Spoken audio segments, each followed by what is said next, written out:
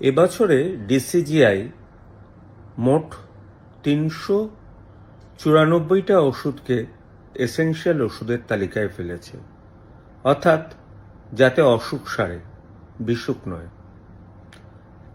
অর্থাৎ সমস্ত রোগ কিন্তু ওই কটা মাত্র এসেনশিয়াল ওষুধেই সারে।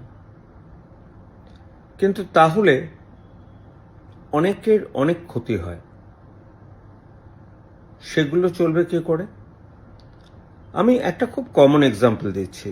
ধরুন খুব মোটাসোটা এক ভদ্রমহিলা এলেন, ইয়ং ভদ্রমহিলা, তার একটা ফ্যাটি লিভার আছে, পলিসিস্টিক ওভারিয়ান ডিজিজ আছে। মেটফরমিন আমাদের ড্রাগ অফ চয়েস। একটা 500 মিলিগ্রাম মেটফরমিনের দাম খুব বেশি হলে 50 পয়সা। তা সেটা যখন সে আমার কাছ থেকে লিখে ওষুধের দোকানের কাউন্টারে যাবে, ওষুধের দোকানের কাউন্টার থেকে ডেফিনেটলি বলবে এটা সুগারের ওষুধ।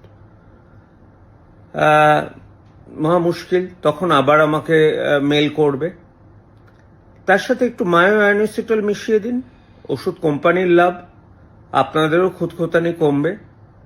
মেটফরমিন উইথ মায়ো অ্যানোসিটলের দাম হয়ে যায় প্রায় 30 টাকা পার ট্যাবলেট। কিছু ধরনের পেশেন্ট খুশি, কিছু কোম্পানি খুশি, সবাই খুশি। এবার চলে আসুন আরেকটা খুব কমন ওষুধ, আয়রন, ফার্সোলেট। আমাদের সময় আমরা লাগাতার লিখতাম আউটডোর প্র্যাকটিসে, মানে আমি বলছি না হসপিটালের প্র্যাকটিস, চেম্বার প্র্যাকটিসে। একটা ট্যাবলেট মোটামুটি 20 থেকে 30 পয়সা দাম ছিল। বলে দিতাম একটু খাওয়ার পরে খাবেন, একটু গ্যাস্ট্রিক ডিসকমফোর্ট হতে পারে, বলে দিলে অনেকটা সুবিধা পাওয়া যায়। কিন্তু সেই ওষুধটাই উঠে গেল।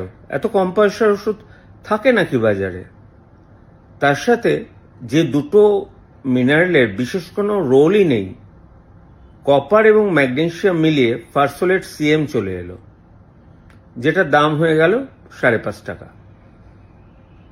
এরকম অজস্র উদাহরণ আছে, অজস্র।